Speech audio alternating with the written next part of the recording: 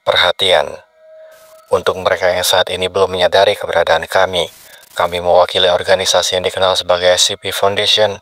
Misi kami sebelumnya berfokus pada penahanan dan studi terhadap objek, entitas, dan fenomena anomali lainnya.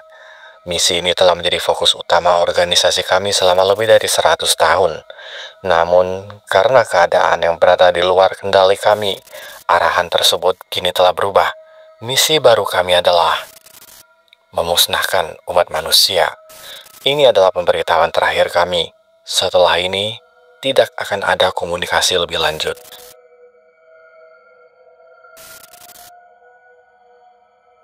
SCP-5000 bukanlah makhluk anomali seperti kebanyakan SCP lainnya. Ia adalah sebuah jas mecha exosuit, disebut juga Absolute Exclusion Harness, yang dirancang oleh SCP Foundation sebagai alat bertahan hidup dan penyamaran di lingkungan berbahaya. Namun saat ditemukan, jas ini tidak berfungsi sesuai dengan desainnya. Jadi pada tanggal 12 April 2020, muncul kilatan cahaya di dalam ruang penahanan SCP-579 di situs 62C. Setelah diselidiki, di dalam ruangan penahanan itu, SCP Foundation menemukan sosok manusia dengan berpakaian humanoid yang setelah dibuka, dalam setelan itu berisi mayat yang secara genetik identik dengan salah satu karyawan yayasan, yaitu Pietro Wilson. Namun anehnya, Wilson saat ini dilaporkan bekerja di situs eksklusif Site-062. Kemudian yayasan SCP mulai menyelidiki tentang hubungan keduanya, dan prosedur terapi amnestik dilakukan.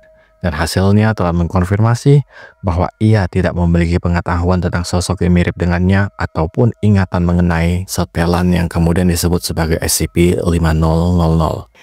Yayasan SCP pun mulai menyelidiki log kejadian yang tersimpan dalam SCP-5000. Nah, fakta yang ditemukan inilah yang memulai kisah misterius dan tragis dari pengkhianatan paling besar dalam sejarah manusia. Cerita SCP-5000 disampaikan lewat log rekaman dan data yang tersimpan dalam sistem jas exosuit. Wilson awalnya menjalani kehidupan sebagai staf teknisi di Site-43. Suatu hari, tanpa peringatan, SCP Foundation tiba-tiba menyerang dan membantai manusia secara sistematis di seluruh dunia. Mereka mulai menggunakan SCP untuk membunuh warga sipil dan menghancurkan kota-kota. Wilson kemudian melarikan diri dengan menggunakan jas SCP-5000 serta sebuah tas kerja misterius dan mulai mencari jawaban. Sepanjang pelariannya, Wilson menyaksikan kengerian demi kengerian yang dilakukan oleh organisasi yang dulu ia layani. Ia mencatat semua temuannya dalam log pribadi. Selama petualangannya, Wilson menemukan bahwa SCP Foundation tidak lagi bertindak sebagai pelindung manusia dari anomali, melainkan sebagai pelaku utama kehancuran umat manusia. Beberapa momen penting dalam log Wilson menceritakan bahwa SCP-682 atau reptil abadi digunakan sebagai senjata untuk menghancurkan kota. SCP-096 dilepaskan ke tengah populasi dan SCP-106 digunakan untuk menyiksa target. Para Dewan 5, pemimpin rahasia Foundation, tidak memberikan penjelasan kenapa mereka melakukannya. Beberapa anggota MTF dan peneliti tampak hanya seperti menjalankan perintah, sementara yang lain terlihat seperti kehilangan empati atau dikendalikan sesuatu. Wilson semakin curiga bahwa ada sesuatu yang mempengaruhi keputusan para Dewan dan Foundation secara keseluruhan. Wilson mengaku kehilangan ingatan selama 3 bulan terakhir, namun dia tahu satu hal, ia harus mengantarkan sesuatu yang ada di tas kerjanya ke SCP-579. Di dalam tas itu ada benda yang tidak bulat, dan ia yakini itu adalah sebuah benda yang penting. Dalam perjalanannya, ia melewati ribuan korban, dan saat genting, ia membuka tasnya dan menekan tombol itu dan kemudian membuatnya melewati semuanya secara tiba-tiba, skip ke 1 mil jauhnya. Lalu belakangan ia mengetahui bahwa apa yang ada di dalam tasnya itu adalah SCP-055.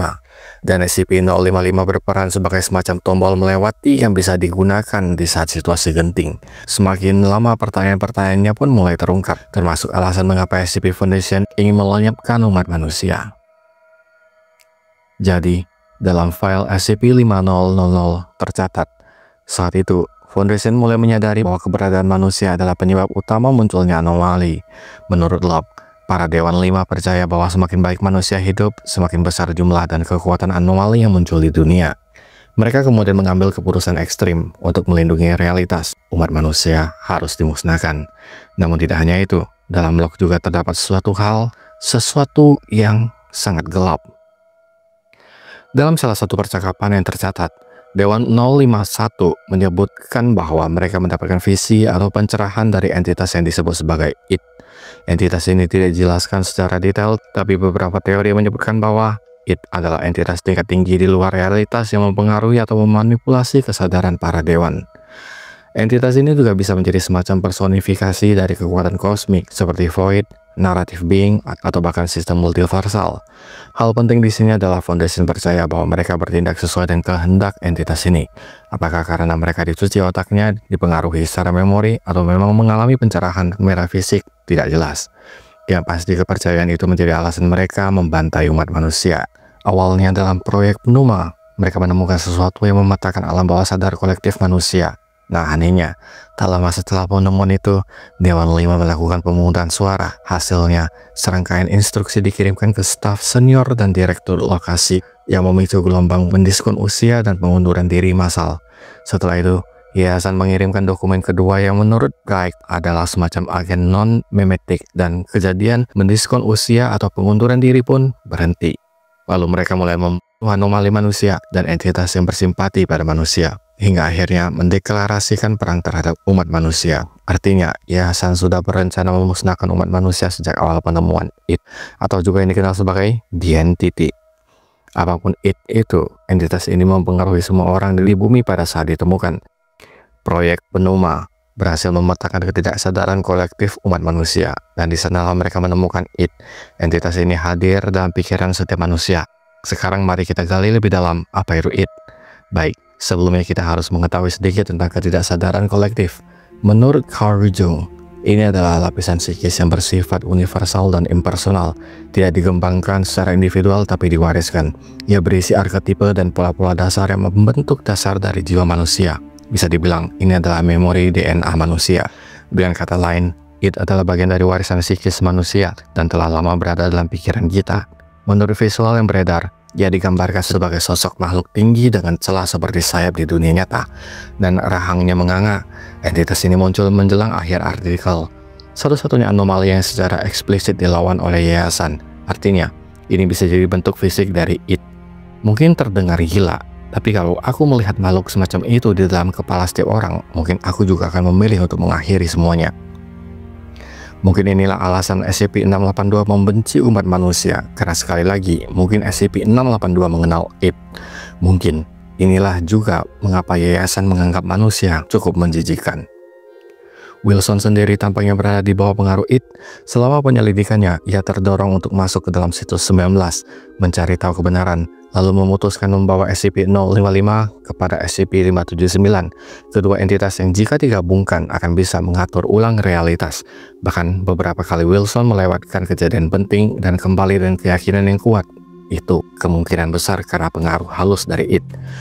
Bahkan berkas-berkas yang ia buat tentang SCP-055 dan IT dihapus, seolah-olah IT mencegah dirinya untuk terlalu banyak tahu tentang dirinya sendiri.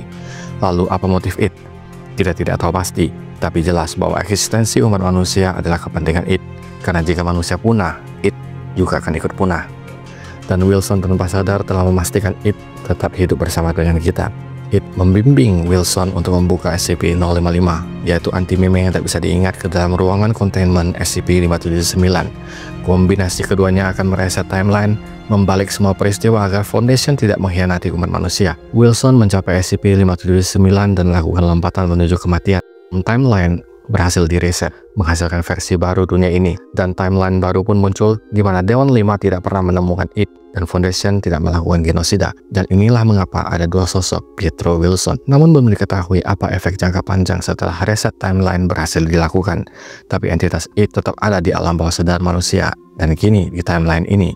Semoga saja SCP Foundation tidak iseng-iseng untuk melakukan hal yang sama. Saat ini, informasi mengenai tier list untuk SCP-5000 ataupun IT The Entity masih belum bisa dipastikan. Entah karena sudah dihapus atau terdistorsi oleh pengaruh SCP-055 atau bahkan SCP-579.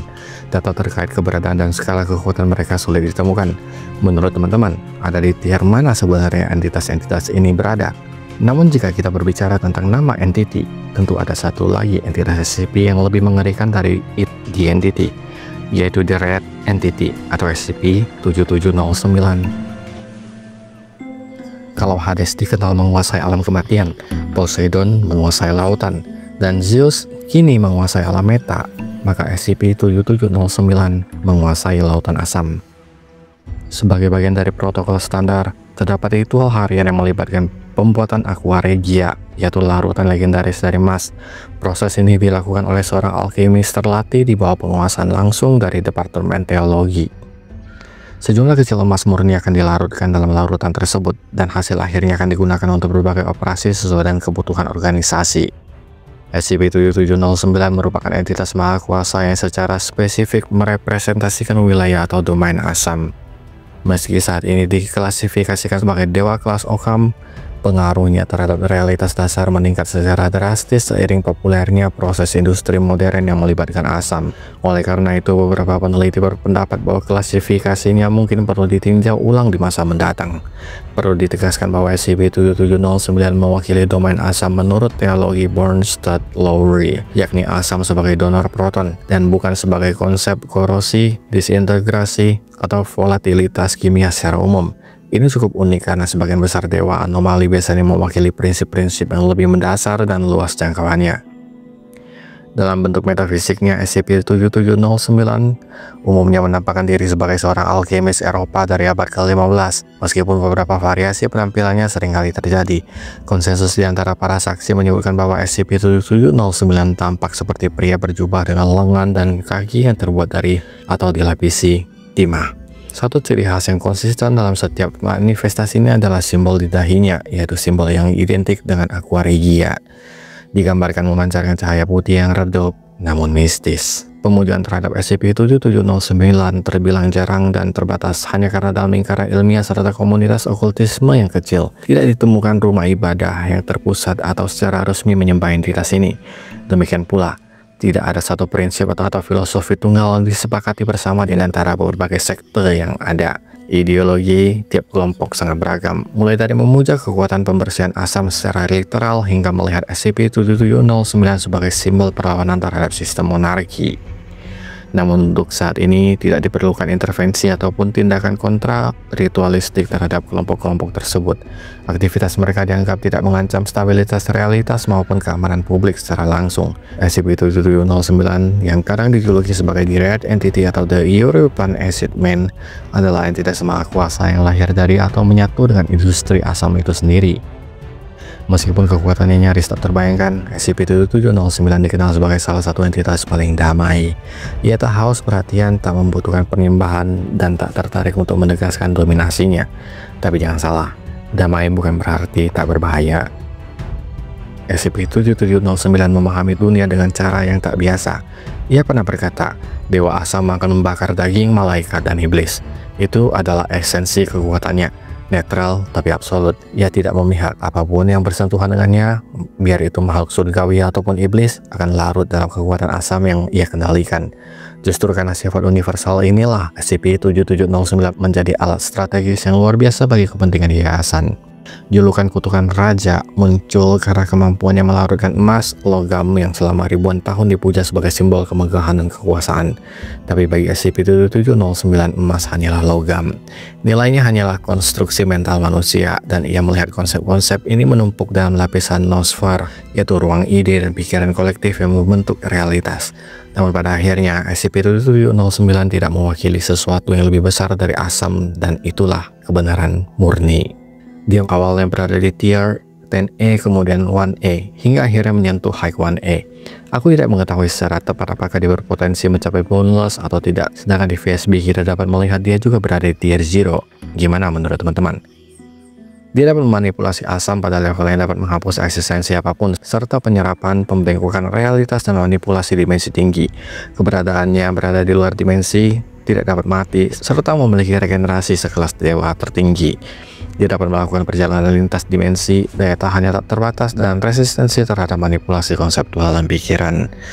Potensi serangannya bisa mencapai level Ultraverse, dan dia ada di mana-mana atau omnipresent. SCP-7709 memiliki kecerdasan luar biasa hingga dianggap memiliki pemahaman omniscient tentang eksistensi. Dan dia tidak memiliki kelemahan, setidaknya sampai saat ini belum ada yang berhasil menemukan kelemahannya. Namun dibalik semua kekuatan, kebenaran, dan sifat netral SCP-7709 yang mampu membakar batas antara malaikat dan iblis, masih ada satu entitas lagi yang bahkan tidak bisa dibakar, dilarutkan, atau bahkan disentuh oleh hukum realitas biasa. Sebuah entitas yang tidak hanya ada di dalam cerita, tapi menjadi penulis cerita itu sendiri.